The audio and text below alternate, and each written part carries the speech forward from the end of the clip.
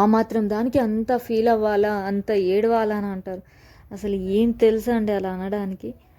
ఒక్కరోజు మొత్తం కష్టపడి వీడియో తీసి 24 గంటలు షూట్ చేసిన వీడియోని 10-15 నిమిషాలకి తగ్గించి ఎడిటింగ్ చేసి దానికి మంచి లైటింగ్ ఏర్పాటు చేసి వాయిస్ ఓవర్ ఇచ్చి ఈ వీడియో ఎలా వచ్చిందో 1-2 సార్లు చెక్ చేసుకొని, ఆడియో ఎలా వచ్చిందో చెక్ చేసుకొని, అంతా బాగొచ్చింది కదా, ఎక్స్పోర్ట్ చేద్దామన్న నిమిషం కాదండి, వితిన్ సెకండ్లో ఎడిటింగ్ చేసింది మొత్తం పోయి మళ్ళీ నార్మల్ వీడియోగా అయిపోతే ఎంత బాధ అనిపిస్తుందో తెలుసా?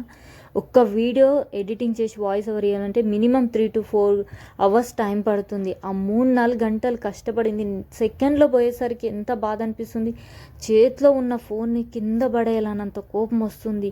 ఎందుకు ఇలా అయిందని బాధ అనిపిస్తుంది.